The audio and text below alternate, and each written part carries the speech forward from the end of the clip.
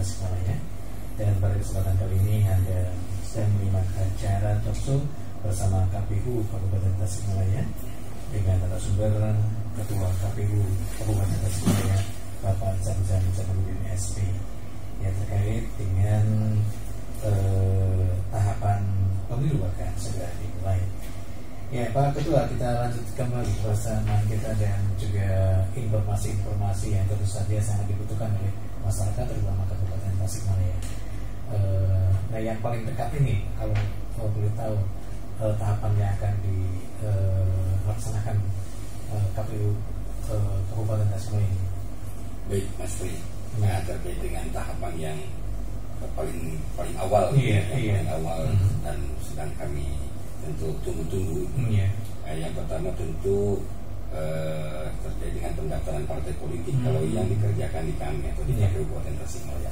Tapi kalau secara umum KPU RI nanti akan menyusun dulu hari ini. PR KPU Republik Indonesia ini adalah menyusun program jadwal dan tahapan pemilu.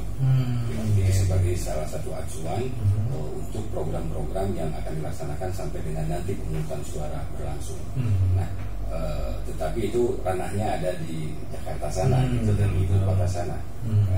Kami nanti hanya melaksanakan dari tahapan-tahapan tersebut. Dan sebagaimana kami kemarin sudah disinggung atau sudah dihasilkan ya antara pihak pemerintah, KPU dan juga pihak DPR RI itu sudah menyepakati bahwa semua pihak atau dalam hal ini baik penyelenggara maupun pemerintah dan dewan akan segera membahas terkait dengan tahapan program dan kegiatan pemilu itu nantinya akan berbentuk peraturan KPU mengenai jadwal. Nah, kemudian yang kedua terkait dengan anggaran. Nah, tetapi sebagai gambaran nanti yang akan kita laksanakan untuk di Kabupaten Tasikmalaya, kami selaku penyelenggara pemilu di Kabupaten Tasikmalaya, kita akan yang paling pertama yang berkait melaksanakan pelayanan terhadap masyarakat di Kabupaten Tasikmalaya itu terkait dengan pendaftaran partai politik. Tapi tentu sebelum itu kami akan roadshow ke partai-partai politik, baik partai politik yang lama, kemudian partai politik yang baru, untuk menjelaskan terkait dengan mekanisme pendaftaran partai politik tersebut. Kemudian bagi kami ini mengingat bahwa perhelatan pemilu itu merupakan istilahnya kami mengistilahkannya itu sebagai pertarungan yang diatur, pertarungan yang diatur. Nah, sehingga memang perlu bagaimana kita menciptakan suasana yang harmonis, suasana yang damai, meskipun itu ada sebuah perlombaan, sebuah pertarungan, tetapi itu dijadikan sebagai wahana justru untuk memperkuat ke Kabupaten Tasikmalaya ini. Karena ya jangan sampailah gitu, dengan adanya kontestasi politik itu justru berdampak negatif untuk pembangunan di Kabupaten Tasikmalaya dan juga untuk kedamaian warga Kabupaten Tasikmalaya. Maka sebelum itu juga, sebelum masuk ke pemilu ini, kami Kabupaten Tasikmalaya juga akan melaksanakan roadshow juga kepada tokoh-tokoh sentral yang ada di Kabupaten Tasikmalaya untuk bisa membuat kesepahaman bersama terkait dengan tanggung jawab bersama mengenai terwujudnya harmonisasi di Kabupaten Tasikmalaya. Seperti itu Mas. Kemudian selain itu juga bagi kami itu tentunya karena pemilu 2024 ini merupakan pemilu serentak yang kedua. Sebelumnya 2019 kemarin. Nah ini juga menjadi tantangan bagi kami khususnya penyelenggara itu untuk bisa menciptakan atau menghindarkan, mengevaluasi dari pemilu yang sebelumnya. Hal-hal yang berat di pemilu yang lalu itu bagaimana kita bisa antisipasi berikutnya. Artinya kami perlu melakukan evaluasi dengan berbagai pihak mengenai penyelenggaraan pemilu ke depan. Seperti itu. Iya, terutama untuk para petugasnya Pak. Nah itu catatan kami seperti itu. Mungkin evaluasi mengenai kondisi kesehatan petugas ini ya. Betul. Apalagi hari ini berbeda. Iya. Hari ini kita masih ada di tengah-tengah pandemi ya. Iya, betul. Zaman pandemi. Iya. Dulu saja kita tidak ada pandemi. Udah ternyata ya. berat. Apalagi di masa pandemi. Iya. Tapi Pak Ketua ini optimis ya untuk penyelenggaraan pemilu berikutnya akan lebih baik dibandingkan pemilu sebelumnya yang dimana sudah mengadakan evaluasi seperti yang tadi yang disampaikan ini. Kemudian ini yang perlu dipikirkan juga ini, terutama Pak Ketua, prediksi Pak Ketua ya, setelah pemilu tidak lama akan berlangsung pilkada ini. Dalam setahun yang sama gitu. Betul Mas. November ya Pak kalau pilkadanya. Betul. Bahkan terkait dengan hari pemungutan suaranya juga sudah disepakati bersama. Bagaimana juga sama itu hasil rapat dengan pendapat antara penyelenggara atau dalam hal ini KPU bersama pemerintah dan juga bersama DPR. Itu menyepakati bahwa penyelenggaraan pilkada serentak seluruhnya, betul. Masih di tahun 2024, yaitu di tanggal 27 November tahun 2024. Apakah harinya Rabu itu Pak? Pasti hari Rabu. Pasti hari Rabu Mas. Bisa menceritakan atau juga ini menjelaskan kenapa pasti hari Rabu itu Pak? Nah ini Kanca Purbasora mungkin ya masih ada penasaran kenapa sih selalu hari Rabu? Iya gitu kan. Dulu hari Rabu, ini hari Rabu kan gitu ya. Ini memang bisa dikaji dari berbagai aspek sebenarnya. Baik itu aspek ya kalau orang Tasik biasanya kan dari aspek kebatinan, batiniah gitu ya. Kenapa hari Rabu itu hari baik? Untuk melalui segala hal. Kami kalau kalangan pesantren gitu ya, kalau pengajian selalu hari Rabu. Seperti itu. Nah kemudian yang kedua kalau dari aspek ini Rabu ini di tengah-tengah pekan ya, di tengah-tengah pekan, gitu seperti itu. Jadi memang yang tepat itu pemilu itu kenapa diserahkan hari Rabu itu ya karena itu. Iya. Baik. Kemudian di masa pandemi tentu saja pelaksanaannya ini Pak ya, tentu akan lebih memakan dana yang begitu besar mungkin adanya keterbatasan tempatnya, kemudian juga pesertanya dibatasi dan sebagainya. Betul. Iya. Tapi itu sudah disiapkan ya Pak ya. Betul. Nah sebenarnya berkaca kepada pelaksanaan pilkada kemarin, Mas Budi. Bagaimana kita atau Indonesia dapat menyelenggarakan sebuah perhelatan politik yaitu pemilihan kepala daerah. Itu di hampir 270 kemarin itu daerah yang menyelenggarakan pemilihan di masa pandemi. Dan alhamdulillah tidak ada satupun klaster, dari klaster klaster penderita atau yang COVID gitu, yang terkonfirmasi COVID karena pilkada tersebut. Karena taat mematuhi protokol kesehatan. Nah itu tentu saja menjadi acuan untuk pelaksanaan pada saat pemilu kemarin. Meskipun alhamdulillah hari ini hampir ya kita mencapai vaksinasi sudah cukup, meskipun masih terus masih ada PR untuk vaksinasi, dan kemudian kita harapannya memang di tahun 2024 ini sudah tercipta herd immunity. Artinya seluruh masyarakat, terutama para teman-teman pemilih itu sudah divaksin semuanya. Kemudian yang kedua tentu tadi itu menyangkut dengan anggaran. Memang ini anggarannya besar sekali. Tetapi kemarin di rapat kabinet Presiden sudah menyatakan bahwa hal yang perlu segera dibahas juga terkait dengan soal anggaran. Presiden sudah menyatakan, sudah memerintahkan kepada seluruh jajarannya untuk mempersiapkan anggaran untuk penyelenggaraan pemilu ini. Itu Mas. Jadi saya optimis bahwa pemilu 2024 nanti dapat terlaksana dengan baik. Amin. Ya baik Pak Ketua, ini kita seling dulu dengan memberikan pertanyaan dari Kanca yang sedang mendengarkan acara ini.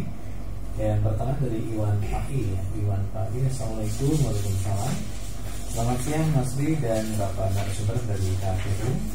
Saya Iwan Pahi mau menanyakan terkait pemilu serentak di 2024. Apa yang menjadi dasar bahwa pemilu itu harus dilaksanakan serentak sehingga untuk daerah mengalami pengisian PJS-nya cukup lama? Dari saya sekian, terima kasih Mas Yadi dan Bapak narasumber. Begitu Pak Ketua, ini dari Iwan Pahi di Mangubumi, Kota Tasikmalaya. Oke, Mas Pri, mungkin yang dimaksud bukan pemilunya serentak gitu. Kalau pemilu pasti. Pemilu enggak. Kalau pemilu serentak itu memang berdasarkan awalnya adanya putusan Mahkamah Konstitusi. Tadinya kan pemilu itu dibagi dua. Ada pemilihan legislatif, betul. ada pemilihan presiden. Iya. Legislatif, kemudian 6 bulan kemudian pemilihan pilpres. Nah, kemudian Mahkamah Konstitusi menyatakan bahwa pemilu itu sesuai dengan yang ada di dalam Undang-Undang Dasar 1945 bahwa pemilu diselenggarakan 1 kali dalam 5 tahun. Nah, akhirnya disitulah ada keserentakan antara. Jadi pemilu serentak itu, yang dimaksud dengan pemilu serentak itu adalah memilih presiden dan wakil presiden, memilih DPR Republik Indonesia, Dewan Perwakilan Rakyat Republik Indonesia, kemudian memilih Dewan DPD, Dewan Perwakilan Daerah, kemudian memilih DPR atau Dewan Perwakilan Rakyat Provinsi, dan terakhir yang kelima memilih Dewan Perwakilan Rakyat Kabupaten atau Kota. Nah, itu yang dimaksud dengan pemilu serentak. Jadi dilaksanakan dalam 1 hari yang sama. Itu seperti itu. Nah, kemudian mungkin yang dimaksud dengan Kang Iwan Faiz Iwan Faiz itu pilkada serentak. Nah, apa dasar pilkada serentak? Pilkada serentak itu dasarnya adalah Undang-Undang Nomor 7 Tahun 2016. Gitu. Di situ dinyatakan bahwa pelaksanaan pilkada dilaksanakan di tahun 2024, gitu. Terus khusus untuk semua daerah di Indonesia. Jadi baik itu provinsi, baik itu kabupaten maupun kota itu melaksanakan di tahun 2024. Memang ada konsekuensi dengan dilaksanakannya serentak, itu ada konsekuensi itu terkait dengan adanya beberapa daerah yang kosong kepala daerahnya dan diisi oleh pejabat, gitu ya, pejabat sementara. Nah, ini memang salah satu yang menjadi wacana di masyarakat. Tetapi memang undang-undang sudah menyatakan seperti itu, Mas Fred. Undang-undang sudah menyatakan bahwa pilkada dilaksanakan di tahun 2024 itu ya sudah menjadi kesepakatan umum. Dan memang ini juga sudah diuji beberapa kali melalui judicial review di Mahkamah Konstitusi. Gitu, dan akhirnya tidak ada yang satupun yang dikabulkan mengenai terkait dengan mencoba untuk merubah jadwal dari pilkada ini. Dulu ada yang sempat menyusun udah aja pilkadanya di 2027, gitu. Jadi bukan 2027 bahkan 2022, artinya normal selama periode 5 tahunan, gitu. Tapi arahannya memang gitu, atau arahannya dari awal kita menuju keserentakan itu salah satunya demi efisiensi anggaran, gitu. Kemudian juga lain banyak halnya gitu, supaya juga pembangunan itu terarah dengan baik gitu antara pusat dan daerah itu terencana dengan baik.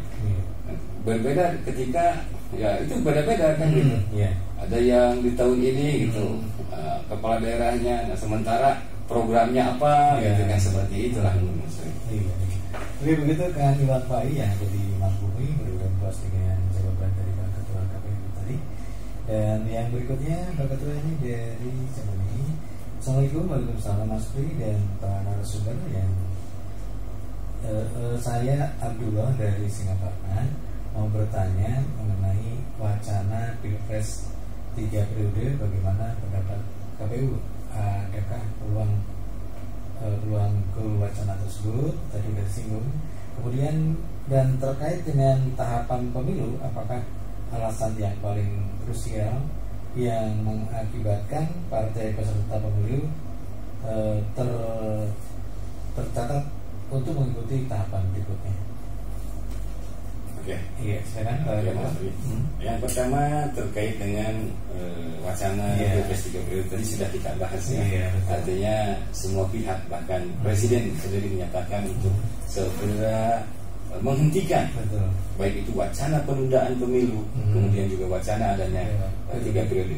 Karena baik itu penundaan maupun wacana 3 periode itu artinya harus mengamandemen Undang-Undang Dasar 1945. Itu berbagai pihak sudah menyatakan, baik itu Presiden, kemudian juga beberapa tokoh anggota MPR, anggota DPR juga sudah menyatakan bahwa tidak ada rencana untuk mengamandemen Undang-Undang Dasar 1945 khususnya terutama mengenai terkait dengan pemilu ini gitu. baik itu penundaan pemilu maupun penambahan periodisasi presiden. Jadi artinya bahwa sudah disepakati bersama bahwa periodisasi presiden itu 2 periode, kemudian tidak ada lagi penundaan pemilu. Itu seperti itu. Kemudian yang kedua terkait dengan tadi itu, mohon maaf, tercoretnya maksudnya gini. Dan terkait dengan tahapan pemilu, apakah alasan yang paling krusial yang mengakibatkan partai peserta pemilu tercoret tidak mengikuti tahapan berikutnya? Gitu. Kita dalam pemilu itu kan ada penyelenggara, kemudian juga ada peserta. Peserta dalam pemilu itu adalah partai politik. Bagaimana partai politik bisa mengikuti seluruh tahapan pemilu itu, tentu partai politik patuh terhadap peraturan perundang-undangan. Nah, syaratnya apa? Yaitu mendaftarkan. Jadi nanti ada pendaftaran partai politik. Ini yang akan di rancangan tahapan ini atau di rancangan jadwal ini di bulan Agustus. Di bulan Agustus nanti ada pendaftaran partai politik, dan itu pendaftarannya langsung terpusat di KPU RI. Di KPU RI. Nah, nanti gitu KPU akan memverifikasi terkait dengan pendaftaran partai politik ini, atau partai politik tersebut diverifikasi, baik itu verifikasi administrasi maupun verifikasi faktual. Nah, hanya berbedanya untuk partai-partai yang hari ini sudah ada di parlemen, itu ada 9 partai politik, itu nanti tidak ada verifikasi faktual, tapi verifikasi administrasinya tetap masih ada, dan verifikasi baik itu administrasi dan faktual itu juga dilaksanakan di seluruh tingkatan, baik itu di KPU RI, kemudian di KPU provinsi, dan juga di KPU kabupaten kota, gitu seperti itu. Nah, khusus terkait dengan keanggotaan, yang memverifikasinya adalah kami yang ada di KPU kabupaten ataupun di kota. Seperti itu. Nah, apabila misalnya, apabila kemudian partai politik itu dinyatakan tidak memenuhi syarat ketika pendaftaran, maka tentu saja partai politik tersebut tidak dapat mengikuti tahapan berikutnya. Seperti itu barangkali. Siapa tadi, Pak Kang Abdullah ya? Abdullah di Singapura. Ya, baik, silakan yang lainnya. Barangkali masih ada yang mau bertanya, masih ada kesempatan ya. Anda bisa hubungkan WhatsApp di 0853 244 0-3 kali 70, dan juga menggunakan SMS dengan nomor yang sama. Iya. Kemudian apalagi Pak Ketua yang mesti disampaikan kepada masyarakat? Ya, tentu nanti kami sangat berharap ya partisipasi aktif dari masyarakat, khususnya masyarakat Kabupaten Tasikmalaya, Mas Pri. Partisipasi yang dimaksud bukan hanya pada saat pemungutan suara, step awal mungkin ya. Jadi dalam setiap tahapan partisipasi masyarakat senantiasa kita tunggu. Kita tahu, Mas Pri, bahwa seluruh pelaksanaan pemilu itu KPU sangat membuka diri. Nah, dalam hal ini tentu saja menerapkan prinsip transparan dalam setiap tahapan, baik itu tahapan persiapan, kemudian tahapan pelaksanaan, dan juga setelah pelaksanaan. Kami berharap bahwa masyarakat di Kabupaten Tasik khususnya dapat berpartisipasi tentu saja dalam mensukseskan penyelenggaraan pemilu. Nanti kita tentu membutuhkan tenaga badan ad hoc ya. Betul. Badan ad hoc yang dinanti. Dan tentu saja harapannya untuk badan ad hoc kita hari ini gitu ya, punya kriteria sehat nih khususnya gitu ya. Betul. Karena ya kita tahu lah hari ini kita ada di masa pandemi itu, masih ancaman, maka tentu perlu orang-orang yang punya kesehatan yang luar biasa. Kemudian juga tentu memiliki kemampuan dan juga wawasan terkait dengan kepemiluan. Selain itu juga tentu partisipasi masyarakat juga di dalam pengawasan, turut serta mengawasi kami. Karena dari itu kami sangat terbuka sekali. Dalam setiap tahapan itu kami sangat terbuka sekali, dan kami membuka diri terhadap masukan-masukan, bahkan juga kritikan-kritikan. Dan itu tentu saja berharap itu bisa lebih memperbaiki lagi kualitas demokrasi di Kabupaten Tasikmalaya. Nah, kemudian tentu saja partisipasi yang lainnya itu nanti di pelaksanaan pemungutan suara. Kami punya mimpi, Mas Pri, bahwa pemungutan suara itu untuk nanti di tanggal 14 Februari di tahun 2024 itu seluruh warga Kabupaten Tasikmalaya yang sudah memenuhi syarat sebagai pemilih itu terdaftar dalam daftar pemilih. Nah, kemudian semua yang terdaftar dalam pemilih ini kami punya mimpi bahwa mereka akan datang ke TPS. Betul. Gitu. Dan yang datang ke TPS nanti dapat memberikan suaranya secara sah, gitu. Sehingga sebelumnya dapat terlayani dengan baik dan suaranya atau hak konstitusi dari warga masyarakat Tasikmalaya ini yang dilindungi oleh konstitusi ini dapat kita layani dengan baik. Itu seperti itu Mas Yudhana, itu bagian dari mimpi kami juga. Iya, harapan Pak Ketua ingin mencapai berapa persen itu yang akan datang? Nah, kami berharap bahwa 80%. Iya. Gitu ya. Target kami 80%. Iya. Pemilih di Kabupaten Tasikmalaya ini dapat menyalurkan suaranya. Iya. Baik, tentu juga ini perlu dukungan dari masyarakat terutama Kabupaten Tasikmalaya untuk menyukseskan pemilu yang akan datang. Baik, sebelum kita lanjut kita lihat sejenak Pak Ketua ya. Sebentar lagi ya sampai kita dengarkan tetap di Stasiun Mangunkusumo pada hari Kamis 14 April 2022. Seperti yang kami informasikan sebelumnya bahwa pada hari ini kita dapat mengikuti acara talk show ya, atau bincang dengan bersama KPU Kabupaten Tasikmalaya, dan bersama saya berdiri hingga 1 jam ke depan. Untuk Anda yang ingin bergabung atau juga kami memungkinkan berada bergabung di acara ini karena ada informasi menarik ya, terkait dengan isu yang berkembang sekarang. Dan kebetulan pada kesempatan kali ini hadir narasumber kami dari KPU Kabupaten Tasikmalaya langsung dengan Ketua KPU Kabupaten Tasikmalaya, yakni Bapak Zamanuddin SP ya. Dan langsung saja saya sapa. Assalamualaikum Pak Ketua. Waalaikumsalam Mas Pri. Iya, terima kasih atas kehadirannya dan juga masih segar ya setelah pada tanggal 11 kemarin gitu ya. Iya. Banyak isu-isu yang berkembang di masyarakat dan tentu saja ini Pak Ketua di sini bisa langsung menceritakan dan juga lebih clear ya apa yang terjadi gitu ya. Langsung saja Pak Ketua, terkait dengan isu tentang penundaan pemilu dan lain sebagainya, bagaimana nih menurut Pak Ketua KPU Kabupaten Tasikmalaya? Baik Mas Pri, sebelumnya saya akan menyapa dulu Kanca Perbasuara. Selamat pagi, assalamualaikum seluruh Kanca Perbasuara. Mudah-mudahan rekan semua Kanca Perbasuara senantiasa diberikan kesehatan dan juga keberkahan, khususnya terutama karena saat ini kita masih berada di bulan yang sangat istimewa. Iya betul. Kemudian langsung saja barangkali tadi sebagaimana ditanyakan oleh Mas Pri terkait dengan adanya wacana atau isu-isu yang bergulir saat ini baik di masyarakat maupun menjadi perbincangan umum. Terkait adanya wacana penundaan pemilu, ini memang realitasnya begitu. Hampir terutama ya di media sosial itu sangat ramai sekali terkait dengan adanya wacana penundaan tersebut dan memang real begitu bahwa banyak ada beberapa pihak yang menyampaikan penundaan pemilu. Namun tentu saja bagi kami khususnya KPU atau sebagai penyelenggara pemilu, tentu kami berpegang teguh atau berpedoman kepada peraturan perundang-undangan. Dalam hal ini tentu saja menurut konstitusi kita ya. Konstitusi dulu Undang-Undang Dasar menyatakan bahwa pemilu digelar setiap 5 tahun. Itu tentu saja menjadi pedoman.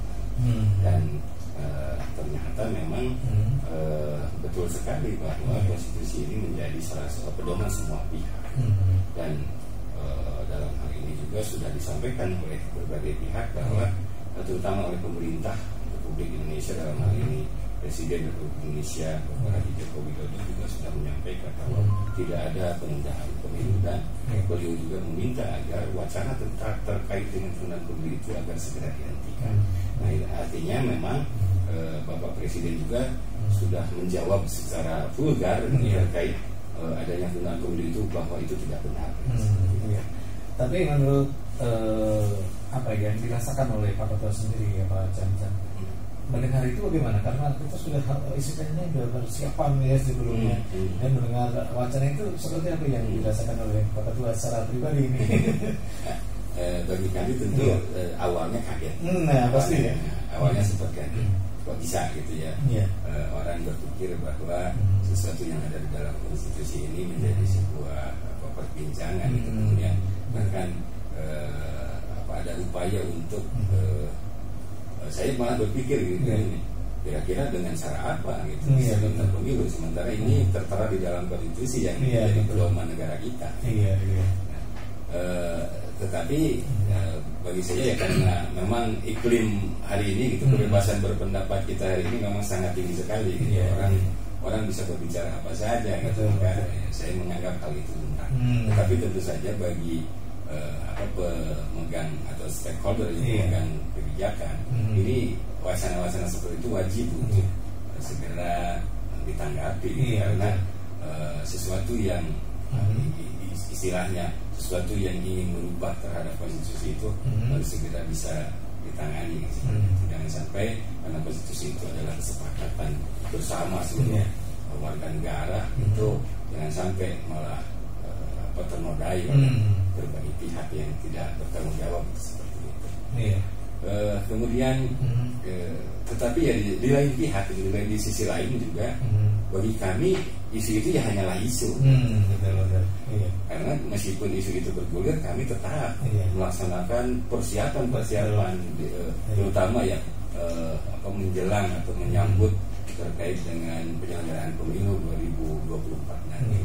Seperti begini, isu ini muncul sekitar bulan Maret atau akhir di bulan Februari gitu.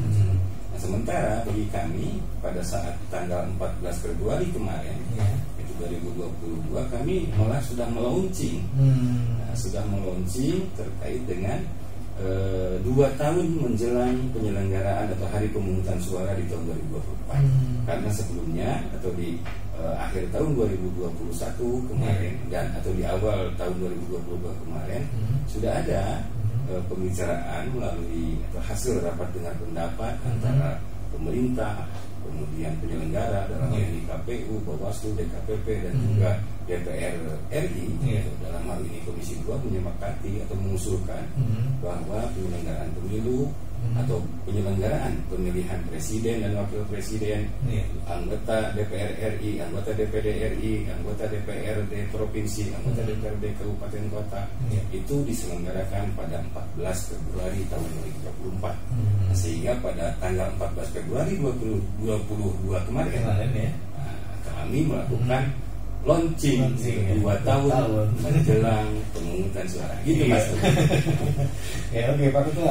Sementara untuk tahapannya sendiri ini mulai kapan diawali tahapan pemilu ini? Nah, sesuai dengan yang ada di dalam Undang-Undang Nomor 7 Tahun 2016 tentang pemilihan umum, penyelenggaraan pemilihan umum itu diselenggarakan 20 bulan sebelum hari pemungutan suara, atau dalam hal ini berarti tepat pada tanggal 14 Juni 2024. Kita masih punya waktu ini untuk penyambutan persiapan pelaksanaan tahapan itu ya di 2 bulan ini. Iya betul. Iya, itu Kanca Bersuara di mana berada, dan sudah kita dengar bersama tadi penjelasan dari Ketua KPU Kabupaten Tasikmalaya terkait dengan adanya wacana yang kemarin menjadi pembicaraan setiap warga yang berkumpul itu yang dibicarakan setiap kalangan. Dan sekarang sudah clear gitu ya, artinya sudah jelas bahwa ini wacana saja dan tetap kita mematuhi konstitusi itu ya Pak Jajar. Ya baik Kanca, Anda juga kami persilakan untuk bisa menanyakan langsung pada narasumber kami melalui WhatsApp di 0853 244 03 kali 70 atau juga melalui SMS dengan nomor yang sama ya. Dan baik Pak Ketua, sebelum kita lanjut dengan materi berikutnya terkait dengan menjelang tahapan di KPU Kabupaten Tasikmalaya terutama, kita simak dulu dengan sebuah lagu berikut ini. Ketua KPU yakni Bapak sudah tadi kita bicarakan mengenai persiapan tahapan-tahapan dan juga menebus isu-isu atau juga wacana yang berkembang selama ini. Namun Pak Ketua, sebelum kita berpisah untuk berdiri dari Kanca Profesor ini, mungkin kesimpulan dari awal tadi hingga saat ini, mungkin pendengar ada yang baru saja mendengarkan, ya silakan Pak sebelum kita tutup acara ini. Baik, terima kasih Mas Ri, terima kasih juga Kanca Profesor yang masih senantiasa setia yang mendengarkan kami berdua di sini. Dalam perbincangan ini saya menekankan pada beberapa poin saja. Yang pertama bahwa sudah mari kita hentikan terkait dengan wacana adanya penundaan pemilu, kemudian juga wacana terkait dengan 3 periode atau presiden 3 periode, karena pemerintah, KPU, pemerintah dan juga Dewan sudah sepakat bahwa akan melaksanakan pemilu di tahun 2024, tepatnya pada hari Rabu tanggal 14 Februari tahun 2024. Kemudian yang kedua juga bahwa kita atau KPU pada hari ini sedang mempersiapkan seluruh peraturan perundang-undangan, terutama peraturan-peraturan mengenai pelaksanaan pemilu, tahapan-tahapan pemilu, yaitu yang pertama terkait dengan tahapan dan jadwal atau program kegiatan pemilu. Kemudian yang kedua, ini perlu disampaikan juga kepada seluruh Kanca Profesor bahwa pada hari kemarin atau tanggal 12 April kemarin, Presiden Republik Indonesia sudah melantik anggota KPU Republik Indonesia, dan pada saat ini ketuanya adalah Bapak Hasyim Asy'ari. Ini berarti ketuanya ketua baru gitu. Ketua baru, dan pelantikannya kemarin tanggal 12 April ini lanjut gitu, ngebut terus. Nah, hari ini kita ngebut terus untuk mempersiapkan penyelenggaraan pemilu 2024 ini. Dan mudah-mudahan semuanya doa, kami mohon doa kepada semua pendengar, mudah-mudahan penyelenggaraan pemilu 2024 ini diberikan kelancaran dan juga perlindungan dari Allah Subhanahu wa Ta'ala. Amin. Demikian barangkali. Oke. Baik Kanca, terima kasih atas perhatian Anda dan terima kasih atas atensi dengarnya. Juga terima kasih yang sudah ikut bergabung dan menyampaikan pertanyaan dan mudah-mudahan puas jawaban dari narasumber kami, dan insya Allah kita bisa kembali jumpa sebulan mendatang. Jadi setiap hari Kamis ke-2 gitu ya. Oke, dan saya beri juga mengucapkan terima kasih. Mohon maaf atas segala kekurangan. Sampai jumpa. Wassalamualaikum warahmatullahi wabarakatuh.